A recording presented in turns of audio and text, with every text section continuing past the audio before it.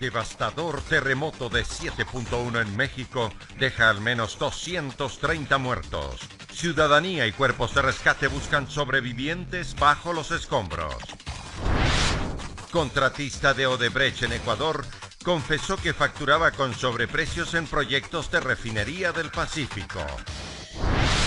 Asambleísta Ana Galarza solicitó al procurador para que actúe como defensor del Estado ante los casos de corrupción. Presidente Lenín Moreno intervino en la Asamblea General de la ONU, donde presentó su plan Toda una Vida. En lo internacional, Huracán María causa destrucción al tocar tierra en Puerto Rico. Autoridades declaran toque de queda tras la emergencia. Miércoles 20 de septiembre del 2017, amigos, bienvenidos y bienvenidas a su informativo El Comercio TV en su emisión estelar. Es un gusto estar nuevamente con ustedes y contigo, María Mercedes. Muy buenas noches. Buenas noches, María Fernanda, amigos televidentes. Tenemos el día de hoy lo más destacado en el plano nacional e internacional y lo resumimos de inmediato. Bienvenidos.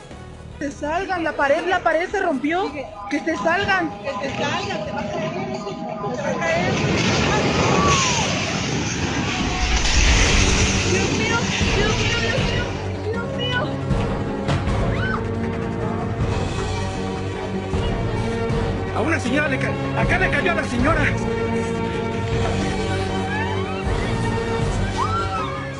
Así es, 23 réplicas se han registrado en México tras el sismo de 7.1 grados en escala de Richter. Tras la situación de terror que vive el país, el presidente Enrique Peña Nieto ha ordenado a los ciudadanos no salir de sus casas, mientras la ayuda internacional no cesa.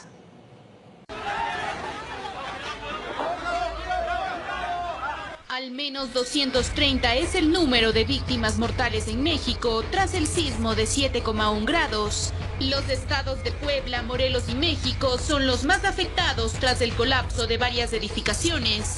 El devastador sismo dejó sin electricidad y telefonía a varios sectores de la población, mientras que en los espacios públicos se desplegaron carpas para alojar a las personas damnificadas.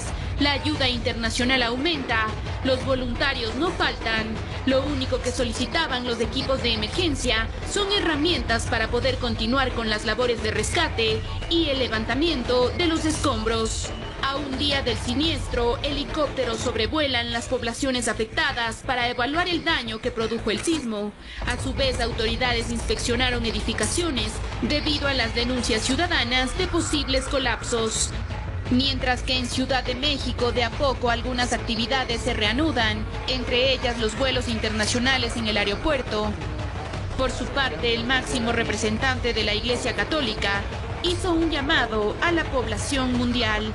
Quiero manifestar mi cercanía y oración a toda la querida población mexicana. Elevemos todos juntos nuestra plegaria a Dios para que acoja en su seno a los que han perdido la vida, conforte a los heridos, sus familiares y a todos los damnificados. Con la realización de Valeria Navarro, informó Carolina Cuenca. Los equipos de rescate ciudadanos removieron los escombros en busca de sobrevivientes. Al menos 30 menores de una unidad educativa fallecieron, mientras que salvar la vida de una menor de 8 años se convirtió en la esperanza de toda una nación. Esperando a ver si sale, ojalá esté viva mi mamá. Sí, esperando que esté viva. Tras el devastador sismo de 7,1 grados registrado en México, ciudadanos y autoridades buscan sobrevivientes entre los escombros.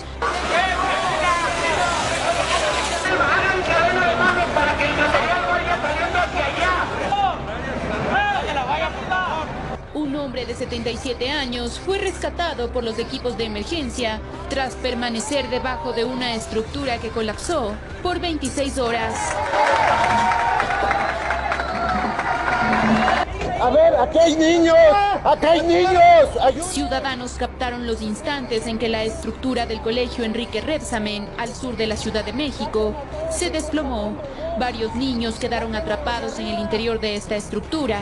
30 de ellos murieron, mientras otros salieron con vida. Por medio de las rejas, los ciudadanos daban indicaciones a los menores para salvarlos. Ya, mi niño, ya no llores, mi niño. Grítale al otro, ya había otro. El llanto de uno de los infantes fue un aliento para quienes buscan sobrevivientes. Frida es el nombre de una menor de 8 años que se convirtió en el símbolo de esperanza de todo el país, al igual que un puño alzado que pide silencio. La menor pasa más de 28 horas bajo las ruinas de la escuela. Ella logró comunicarse con su madre por medio de una aplicación telefónica, indicándole su ubicación. A través de un orificio, uno de los topos ingresó para sacarla, pero hasta el momento continúan las labores de rescate. Con la realización de Valeria Navarro, informó Carolina Cuenca.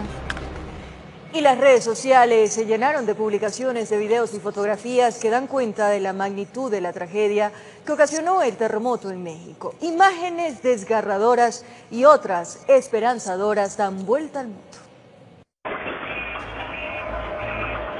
Como un juego de dominó, así se vieron las edificaciones que cayeron en la Ciudad de México luego de ser azotadas por el terremoto.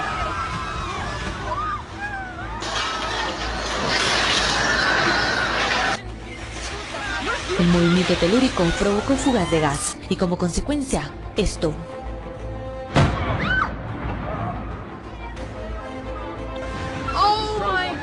El sismo llenó de terror a los turistas de las trajinas de Xochimilco. El agua evidencia la potencia del sacudón.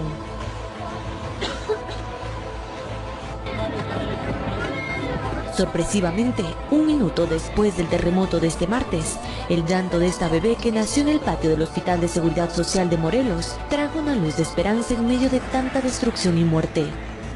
En las redes sociales la bautizaron como el Ángel de Morelos.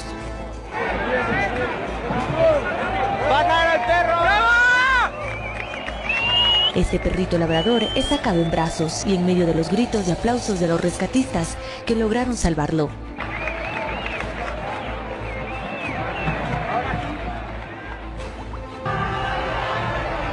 Con el corazón lleno de solidaridad, los mexicanos en unísono cantan para llenarse de ánimo y sacar a los suyos de lo más profundo de la tierra. Están cantando el cielito lindo.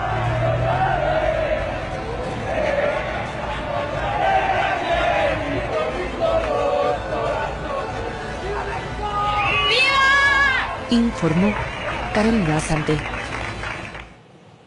La cónsul de Ecuador en México, Mariasol Corral, aclaró que todos los compatriotas ecuatorianos residentes en el país azteca están localizados y a salvo tras el terremoto ocurrido la tarde de este martes. Además, la Cancillería de Ecuador puso a disposición los números de los consulados para que los familiares puedan comunicarse con sus allegados en el país norteamericano. Son alrededor de 3.000 los ecuatorianos residentes en México que vivieron este martes 19 de septiembre momentos de desesperación tras el movimiento telúrico registrado en el suelo azteca. Mariasol Corral, cónsul de Ecuador en México, aseguró que todos los compatriotas fueron localizados y se encuentran fuera de peligro. Por el Ángel de la Independencia hacia las colonias más tradicionales de México, la Roma, la del Valle, la Condesa, la Cuauhtémoc. Estas son las zonas más afectadas en este momento. Felizmente, nuestros ecuatorianos que viven en la Condesa, todos están reportados que están todos bien. Varias imágenes se difundieron en redes sociales sobre un ecuatoriano que había sido rescatado en una conocida colonia en la Ciudad de México, lo que fue desmentido por la cónsul. Una equivocación, fue una ecuatoriana la que dio el aviso de que este chico Castellanos había logrado ser rescatado de los escombros. Además, el consulado está trabajando para poder comunicar a la ciudadanía de qué forma se puede ayudar a las víctimas del fenómeno. Yo creo que desde Ecuador el embajador está haciendo gestiones para mandar un grupo profesional de rescatistas también y decirles en las próximas horas cuál sería la mejor ayuda. De la misma manera, la Cancillería del Ecuador puso a disposición los números a los que la ciudadanía puede llamar en el caso de requerir información para conocer el estado de sus allegados residentes en México. En Ciudad de México el número es 521-557-426-5161. Con el consulado en Tapachula se pueden comunicar al teléfono 521-9621-88-0325 y en Monterrey al 521-811-0339-952. Con la realización de Rafael Hermida, informó Andrea Orbe. Y con el objetivo de ayudar a los mexicanos que fueron afectados por el terremoto, la Alcaldía de Quito ha iniciado una campaña para recolectar donaciones que serán receptadas hasta el viernes 22 de septiembre. Tras el terremoto que sacudió a México, la Alcaldía de Quito, en conjunto con el Patronato San José, conociendo la solidaridad de los quiteños, ha iniciado una campaña para recolectar donaciones y hacer llegar esa ayuda a los ciudadanos de Puebla, Morelos y Ciudad de México. A donar alimentos no perecibles, cobijas, pilas, velas, guantes de construcción. Esta ayuda se receptará hasta el viernes 22 de septiembre y podrá llegar hasta los afectados gracias a la ayuda de la empresa privada. Específicamente de la aerolínea Aeroméxico, quien nos apoyó para trasladar donaciones. Las donaciones con las que usted puede apoyar a los ciudadanos de México se receptarán desde las 8 de la mañana hasta las 18 horas en los puntos de recepción. En las instalaciones del Patronato Municipal San José, ubicadas en las calles Cuenca y Benalcázar, también en la empresa metropolitana de agua potable, ubicada en la Italia y Mariana de Jesús, en la administración zonal Eloy Alfaro en el sur de la ciudad y también en la administración zonal Tumbaco. Por su parte, Alexandra Ocles, ministra de Gestión de Riesgos, mencionó que esta entidad activará los protocolos de ayuda una vez que el país en desgracia haga su requerimiento. Estamos esperando en realidad en este momento que se desactive la alerta roja que hay en el Caribe para poder enviar el avión con la ayuda humanitaria. Como ustedes ven, estamos concentrados desde el día de ayer y obviamente estamos esperando que nos manifiesten las autoridades y nosotros partiremos. Por su parte, el Cuerpo de Bomberos de Quito estarían listos para viajar con todo su equipo de rescate. Somos un grupo de 30 personas, dos perros, llevamos equipos para ubicación, para extracción, para estabilización de las estructuras. Dentro de esto tenemos sondas, sensores, rayos de estructura y todo lo que se necesita para poder salvar mayor cantidad de vidas. De esta manera, la capital de Ecuador se solidariza con la Ciudad de México. Recuerde que sus donaciones las puede hacer hasta el viernes 22 de septiembre, informó Patricia Aldaz. El mundo tembló tras el sismo de 7,1 grados registrado en México. También se produjeron otros sismos en varias partes del mundo. En Perú, Chile, Estados Unidos, Japón y Nueva Zelanda se registraron movimientos telúricos que alertaron a la población, según informó el Servicio Geológico de Estados Unidos. En Perú se registraron 2 temblores, uno en la localidad de Arequipa y otro en Ica. El mayor alcanzó 5,2 grados a escala de Richter.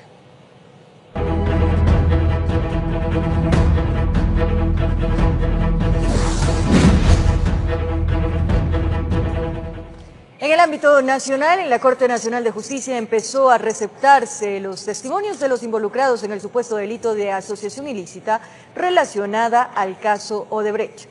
Durante la declaración de Kepler Verduga se involucró a un exministro de gobierno de Correa. El inicio de la recopilación de testimonios anticipados por el supuesto delito de asociación ilícita vinculados al caso Odebrecht revela hechos que involucrarían al exministro Walter Solís, como lo dio a conocer Kepler Verduga, uno de los imputados. En su testimonio señaló que él llevó un mensaje de Ricardo Viera, representante de Odebrecht, para Solís, esto en la ciudad de Guayaquil. Este es un testimonio anticipado, esta es una parte ya de la audiencia de juicio y era la instancia precisa en la que tenía que poner en conocimiento no solamente de la Fiscalía, sino a través ya del conocimiento directo del señor juez que va a resolver en el momento oportuno esta causa. Se menciona que ahí se habrían movido alrededor de $1.200.000 en efectivo y $2.616.524 en transferencias. Sí, lo dijo que habían transferencias bancarias y también entregas en efectivo en valores importantes, que ha sido absolutamente categórico en determinar. Para Julio César Zarango, abogado de César Montúfar, quien también presentó una demanda en contra del vicepresidente Jorge Glass.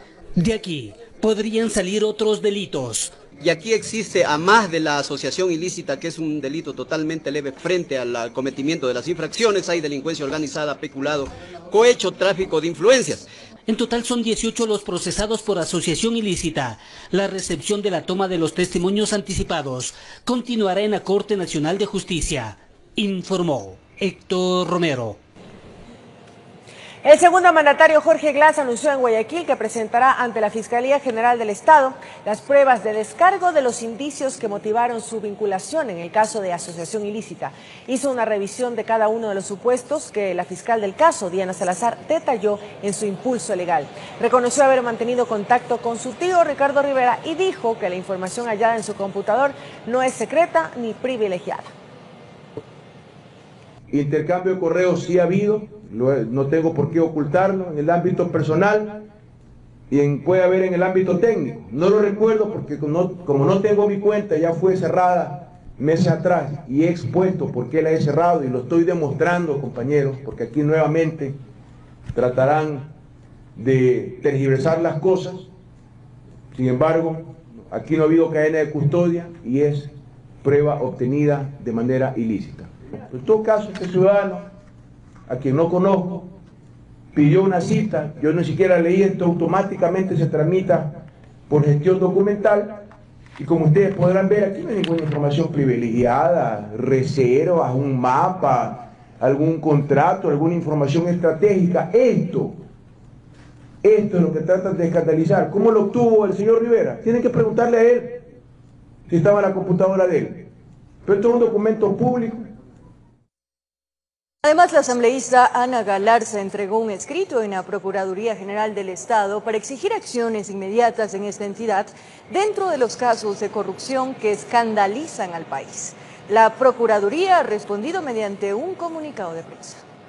Llegó acompañada de sus colegas de bancada. La legisladora Ana Galarza entregó ante la Procuraduría del Estado un escrito mediante el cual exige la actuación inmediata del procurador como parte perjudicada en los escándalos de corrupción que sacuden al país. Una exigencia de que el Procurador General del Estado ya presente acusación particular para cada uno de los vinculados en el caso de corrupción de Odebrecht. Asegura que el procurador es responsable de la defensa del Estado ante estos casos, pero que hasta ahora no se ha hecho nada desde esta entidad.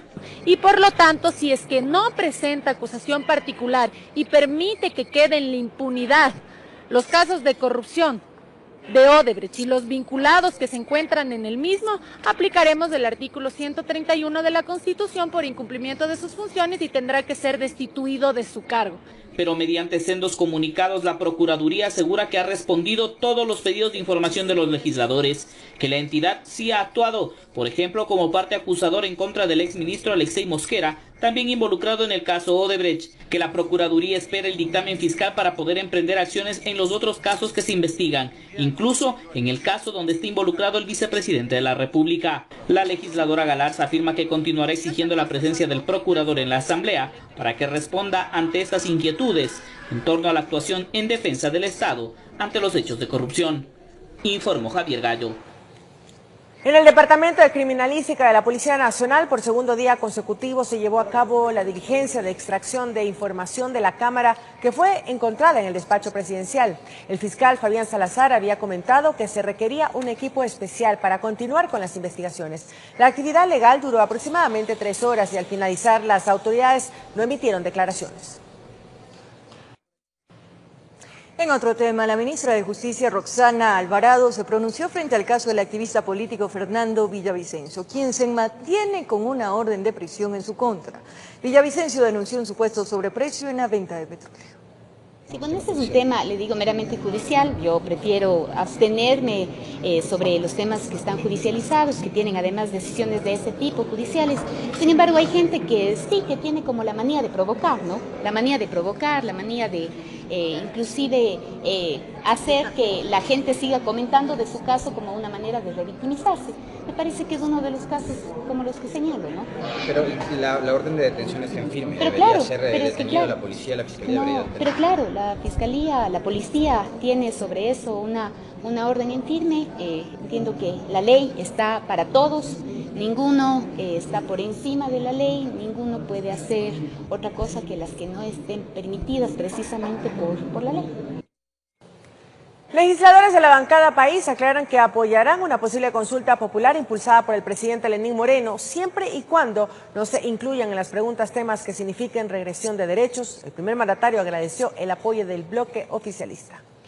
Tras la reunión de bloque de la víspera, Alianza País resolvió apoyar la consulta popular impulsada por el presidente Lenín Moreno. Es más, anunciaban que enviarán al menos 10 propuestas de pregunta para que sean consultadas al pueblo. Hemos preparado entre 8 y 10 preguntas que se están puliendo este momento para poderles entregar al presidente de la República en una reunión que tendremos con él la próxima semana. Apoyo que fue agradecido por el primer mandatario a través de su cuenta de Twitter.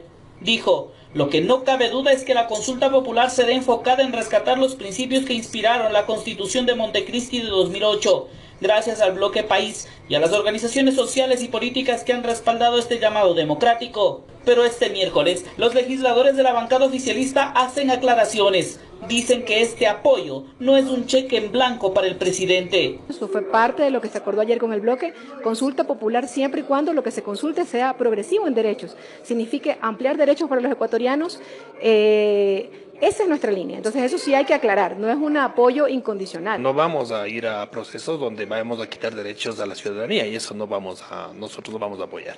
Que no aceptarán que entre las preguntas se quiera incluir temas que han sido impulsados por la oposición, como la reestructuración del Consejo de Participación Ciudadana, la reelección indefinida y mucho menos el cesar en funciones a las autoridades de control. Porque no podemos a una persona que está cumpliendo las funciones, no tiene ningún problema decirle se cesó las funciones solo porque políticamente conviene eso. Sacar a las autoridades en este momento sí es desinstitucionalizar el país y con eso no estaríamos de acuerdo.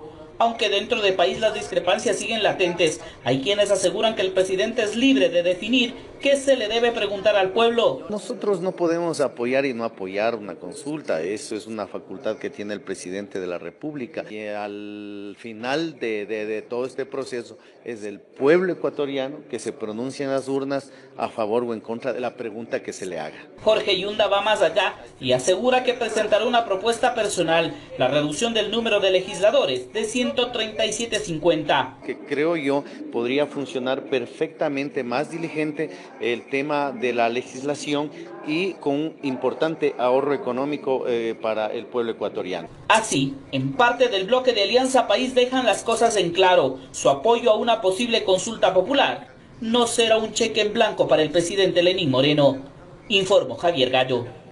Y tras el anuncio del presidente Moreno de receptar propuestas de temas para la consulta popular hasta el próximo 26 de septiembre, las organizaciones sociales y sindicales marcharon la tarde de este miércoles en Quito. Llegaron hasta la presidencia de la República con 4 preguntas puntuales. Con carteles, pancartas y consignas, miembros de organizaciones sociales, políticas y sindicales arrancaron la marcha pasada las 16 horas desde la Caja del Seguro. Su objetivo, apoyar la consulta popular anunciada por el presidente Lenín Moreno. Nosotros sí creemos que debe de haber una consulta popular para que haya cambios en el país.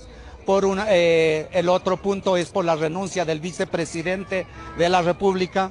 El otro punto para nosotros es vital que en el Ecuador hagamos cambios, pero despolitizando todo lo que realmente está pasando. 4 preguntas ampliamente consensuadas fueron las que presentaron en Carondelet. Primero es ir contra la corrupción. Segundo, para nosotros es que se deroguen las enmiendas, que ahí está todo, incluido lo que hay sectores que solo plantean no a la reelección.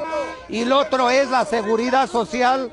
Para nosotros la seguridad social, un código del trabajo dentro de todo el proceso. Se crea una comisión en el Ecuador, una comisión política, una comisión nombrada por todos los ecuatorianos por una sola vez para trabajar entre todos los ecuatorianos y haya cambios en el país. En esta movilización también participaron asambleístas, concejales de Quito y varios miembros de la autodenominada Comisión Nacional Anticorrupción. Julio César Trujillo señaló que son varias cosas en las que se debe profundizar en el país, pero hay temas urgentes. Primero es que hay que eliminar esas instituciones que fueron tramposamente organizadas y que favorecieron la corrupción. Una marcha en contra de la corrupción que busca a través de una consulta popular echar abajo varios cambios hechos en el anterior régimen, señalan. Definida el hecho que las Fuerzas Armadas puedan actuar como guardia pretoriana del Ejecutivo y hemos visto para qué ha servido, para imponer a sangre y fuego la minería en varias partes de nuestro país. También habría que echar abajo todas aquellas disposiciones que afectan los derechos de los trabajadores. Y no nos olvidemos que la comunicación no puede ser vista como un servicio público, es un derecho de la ciudadanía, es un derecho del pueblo. Indicaron que están de acuerdo con la consulta, sin embargo señalaron que todo depende de que el primer mandatario acepte las propuestas planteadas. En Quito informó Adriana Rojas. El presidente Lenín Moreno intervino en la Asamblea General de la Organización de las Naciones Unidas, donde presentó su plan Toda una Vida y criticó a las naciones que tienen planes de guerras nucleares. Aseguró que Ecuador es un país que apoya a la movilidad humana.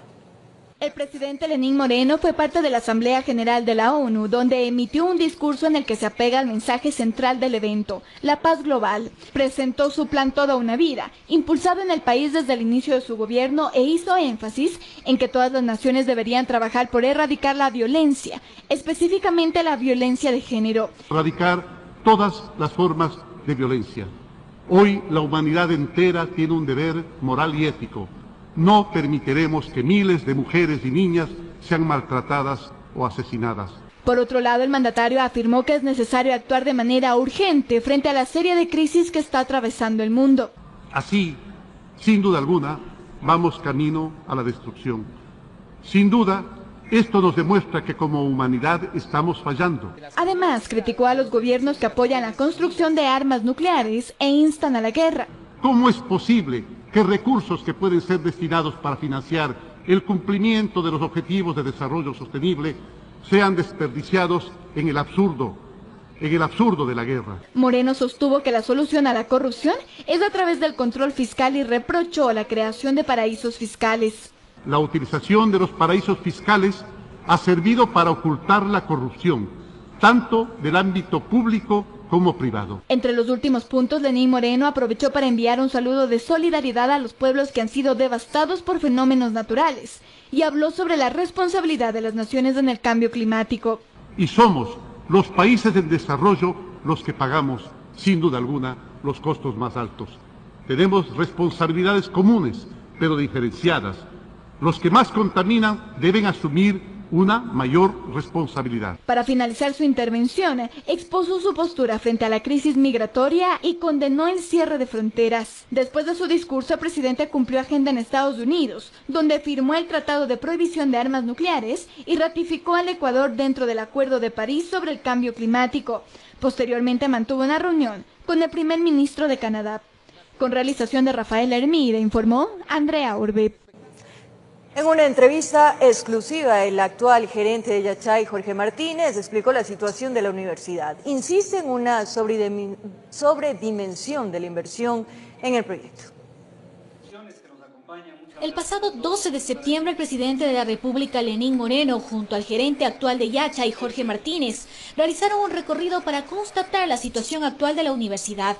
Según el informe presentado, manifestaron que el 52% del suelo no había sido utilizado, reportaron obras inconclusas y deterioradas y una sobredimensión en el uso del recurso humano. 5 edificios que algunos de ellos le corresponden a la universidad, que basados en un primer informe, en un borrador de informe de la Contraloría General, establecen que los mismos tienen deficiencias estructurales, fallas de construcción, deflexiones en vigas, columnas y losas. Estas conclusiones del informe desataron una polémica que llegó hasta la Comisión de Educación de la Asamblea. El presidente de la misma, Augusto Espinosa, quien defiende la obra realizada, calificó incluso de una percepción política y más no de orden técnico. Da la impresión de que a veces los apetitos de protagonismo se ponen por sobre los criterios técnicos. Pero Martínez además asevera que se sobredimensionó la información respecto a inversiones. Explicó que se habló de una inversión de 55 millones cuando la realidad es de 2.8 millones que han sido verificados. Y dada la situación actual, dice, es necesario tomar acciones. Determinamos que hay 43 millones de dólares de obras que no reúnen estos requisitos precontractuales. Entonces lo primero es corregir estos edificios, realizar todas las reparaciones, terminar los mismos y poder dotarle a la universidad de las aulas, del auditorio, del comedor, de las instalaciones y laboratorios que le hacen falta. El informe también es negado por el exgerente de Yachay, Héctor Rodríguez, quien sobre el deterioro de las obras da la siguiente explicación. Las obras se paralizaron por falta de presupuesto, pero no quiere decir que no se avanzó en otros frentes. No es verdad que 1000 alumnos comparten 4 aulas. Los alumnos también ocupan uno de los edificios que dicen que está el 60% de avance, cuando tiene el 99% de avance ese edificio y viene siendo ocupado desde el 2016 por los estudiantes. De tal forma que desmiento totalmente y categóricamente una insinuación de sobreprecios y tendrán que demostrárselos en las instancias correspondientes. La semana pasada una comisión de asambleístas viajó hasta la universidad para también sacar sus propias conclusiones de la situación, y ahí Espinosa habló de una exageración en lo presentado en el informe por parte del actual gerente, quien fue invitado al recorrido y no asistió. Yo estaré dispuesto a asistir a la Asamblea Nacional cuando obviamente se cumplan todas las formalidades necesarias, pero hay que señalar que frente a determinadas aseveraciones, el órgano de control mío no es la Asamblea Nacional, mi órgano de control es el directorio de la empresa pública. Por ahora se está esperando el examen especial que actualmente realiza la Contraloría General del Estado para constatar cuál es el estado real de la llamada Ciudad del Conocimiento, informó Alison Corral. El Ministerio de Salud Pública sale a dar la cara frente a la supuesta falta de medicamentos para pacientes con enfermedades extrañas y catastróficas. La Secretaría de Estado se asegura que inclusive se ha incrementado el presupuesto para este 2017. Esta fue la denuncia que Poli Ugarte, asambleísta por el Partido Social Cristiano, presentó en días pasados sobre la falta de medicamentos para los pacientes con enfermedades raras, huérfanas y catastróficas. Son 784 medicamentos que no están en el cuadro básico. Si tú requieres un medicamento que no está en el cuadro básico, que normalmente es para este tipo de patologías, las raras, las catastróficas y las huérfanas, el IES, el ISPOL y el IFA tiene que pedirle hacer todo un requerimiento dentro de su institución y mandarle toda la documentación al Ministerio de Salud Pública. Y a veces se pasan 7, 8, hasta un año estudiando si dan o no la autorización para la medicina. Poli Ugarte citó como ejemplo que en el Hospital Teodoro Maldonado de la ciudad de Guayaquil existen 7.032 pacientes con enfermedades catastróficas que han presentado una solicitud y solo se han autorizado a 706, es decir, más de 6.000 estarían a la espera. Lo que se está buscando es no dar medicinas a las enfermedades catastróficas raras y huérfanas y que los ecuatorianos se mueran, porque esa es la realidad. No podemos seguir inventando que es un negocio de las farmacéuticas. En la Sociedad de Lucha contra el Cáncer Solca también enfrentan la falta de medicamentos. Dependemos de qué es lo que el ministerio nos dice. Si el ministerio ha autorizado en el listado nacional de medicamentos, se puede dar y se da la medicación, pero si no está en el documento no se les puede dar. La familia cuando puede lo adquiere, pero la gran mayoría no tienen acceso. El Ministerio de Salud Pública pidió un espacio a este noticiero para explicar la situación de los medicamentos para este sector. De mencionar que nosotros disponemos actualmente del Cuadro Nacional de Medicamentos Básicos, que cubre el 95% de todas las enfermedades en el país. Sí, este Cuadro Nacional de Medicamentos Básicos, compuesto con muchos medicamentos que han sido probados en eficacia y seguridad comprobada, están disponibles gratuitamente en todo el Sistema Nacional de Salud. En la Secretaría de Salud asegura que no se ha descuidado la adquisición de medicamentos. Es así que en el 2017 se destinó un presupuesto para este concepto, que suman alrededor de $317 millones, 14.5% más de lo destinado en el 2016. También nosotros tenemos un mecanismo para medicamentos que están fuera del Cuadro Nacional de Medicamentos Básicos. Es una aprobación que nosotros damos como Ministerio de Salud Pública. De estas 291 solicitudes que han sido aprobadas, el 28% de todas estas solicitudes son para enfermedades catastróficas o raras. Informó Héctor Romero. Ahora les contamos que los afectados por la petrolera Texaco, antes Chevron, anunciaron el retiro de la acción de homologación de sentencia en Brasil. Además, solicitan una conversación con el presidente Moreno. Los afectados por la petrolera plantearon la acción de homologación de sentencia en el año 2012 ante el Superior Tribunal de Justicia de Brasil.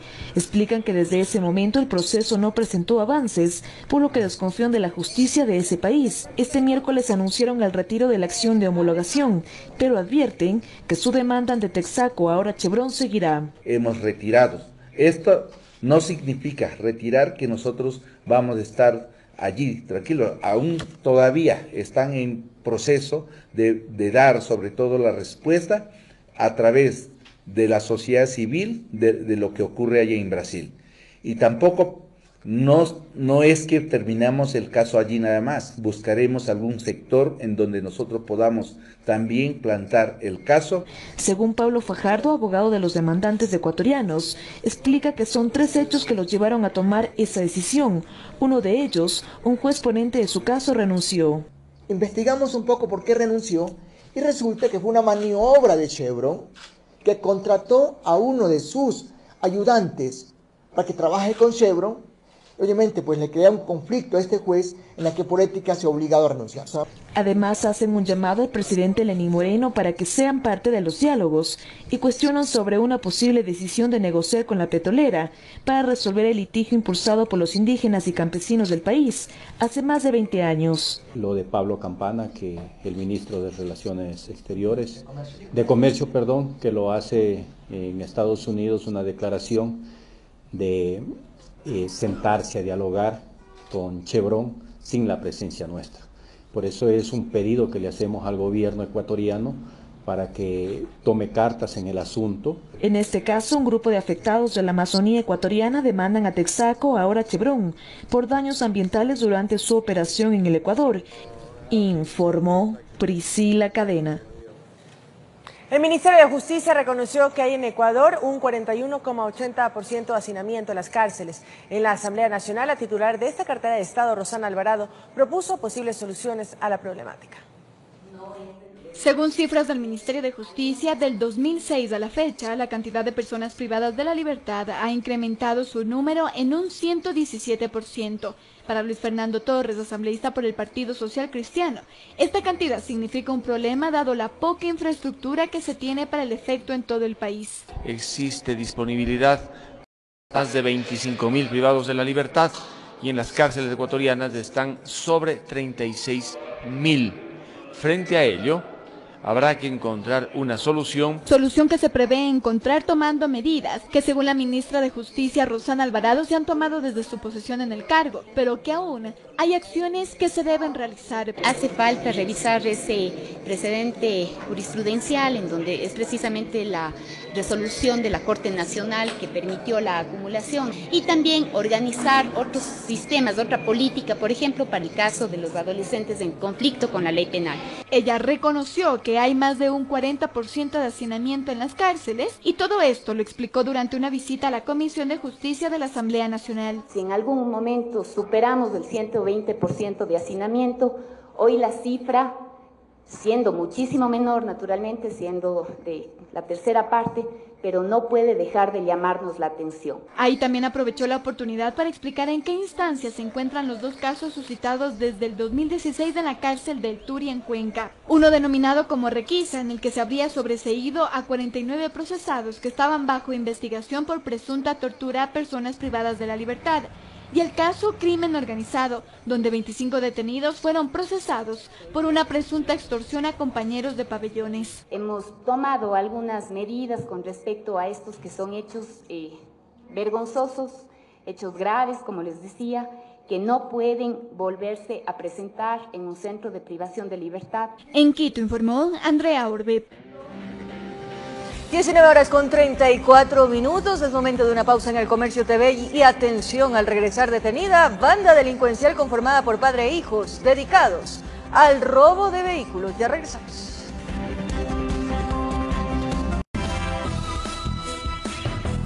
Gracias por seguir en nuestra sintonía, amigos. Regresamos en el Comercio TV. En el sur de Quito fueron detenidos 4 sujetos acusados de estar dedicados al robo de autopartes de vehículos. Lo curioso es que se presume que la supuesta banda estaría conformada por padre e hijos. circulaban en este vehículo. Los 4 ocupantes, cuando se percataron que el patrullero se acercaba, salieron sin obedecer la orden de alta policía. Por cerca de 10 cuadras lograron burlar a los uniformados. A la persecución se sumaron policías de varios circuitos para cerrarles el paso. La captura se dio en el sector de Quitumbe. La persecución se dio desde el sector de Chillogallo, donde se verificó que este automóvil se encontraba en actitud evasiva al control policial. Con las manos arriba fueron bajando uno a uno del automotor. En el interior encontraron una computadora, mascarillas de radios y una variedad de herramientas. La policía estaba atenta. Minutos antes un taxista denunció el robo de la computadora de su vehículo. En el sector Chillogallo había estado estacionado el vehículo y habían forzado las puertas y se habían sustraído el cerebro del mismo. Al revisar los documentos, los uniformados se sorprendieron. La supuesta banda estaba conformada por 3 miembros de una misma familia, donde el líder era el padre y los colaboradores sus 2 hijos, es decir, una organización familiar. A ellos se sumó un 4º sujeto. Uno de ellos posee antecedentes por robo calificado y asesinato en el año 2010 y 2009. Supuestamente eran expertos en desvalijar vehículos estacionados en la vía pública. Necesitaban menos de 3 minutos para acabar con las seguridades y alarmas. Abierta la puerta, eran especialistas en sacar computadoras y radios. Los hoy aprendidos no supieron manifestar que ellos delinquían en los sectores de Chillogallo y de Huamaní. Si usted pensaba que su carro está seguro estacionado afuera de casa, déjeme decirle que está equivocado. Para los supuestos accesoristas no había calle segura. Preferían donde había poco movimiento de personas para trabajar más tranquilos, pero no había obstáculos que los detenga. En Quito informó Iván Casamen. En Quevedo fue detenido un sospechoso de haber participado en el robo a una cooperativa de ahorros. El individuo tenía vigente una boleta de captura por el delito de asesinato.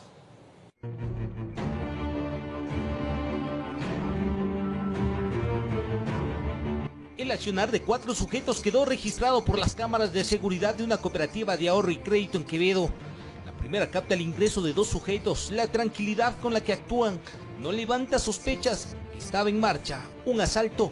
La agencia está llena. Con insultos obligan a los clientes a no decir nada y empiezan los minutos de pesadilla. Son 4, 3 los que ingresaron hacia el interior de la cooperativa y un motociclista que se quedó afuera al cuidado de la moto, de las 2 motocicletas. No tienen problemas en mostrar los rostros. 2 llevan gorras, pero uno que está vestido algo formal, con arma en mano, apunta a todos. A los cajeros obliga a que entreguen el dinero. Se pasean por toda la oficina. Nosotros estamos trabajando de igual manera para dar con la localización y captura de los individuos. No se conmueven con los ruegos y súplicas de nadie.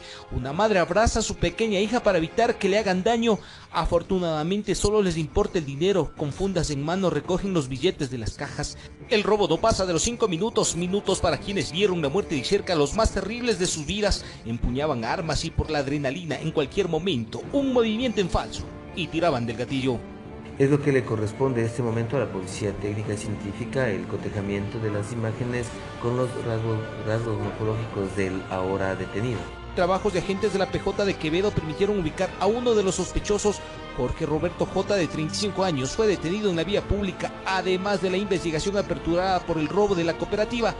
Tenía orden de captura por el delito de asesinato. La detención de él se dio como cualquier operativo normal en el que se solicitaba documentación. Los asaltantes se movilizaban en 2 motocicletas. Al parecer, estaban muy confiados. Con el botín en mano se fueron, pero la policía les pisa los talones.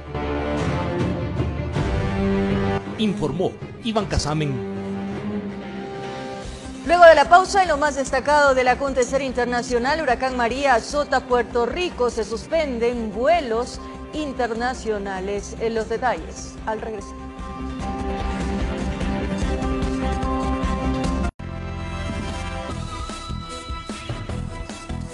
Estamos de vuelta, amigos, y vamos a retomar el tema del terremoto en México como parte de la solidaridad de nuestro país. 15 oficiales del Cuerpo de Bomberos se trasladarán hasta este país, hasta la nación azteca, para brindar su ayuda en las tareas de rescate. Está con nosotros Adriana Roja, quien nos trae los detalles. Adelante, Adriana, te escuchamos. Muy buenas noches. María Fernanda, amigos televidentes, muy buenas noches. Así es, nos encontramos en el comando del Cuerpo de Bomberos de Quito, donde en los próximos minutos el alcalde de la ciudad, Mauricio Rodas, estará despidiendo al grupo de bomberos que viajará a México precisamente para colaborar en las labores de rescate tras el terremoto que azotó este país. Alcalde, buenas noches, gracias por recibirnos. ¿Cuántos son los bomberos que viajarán?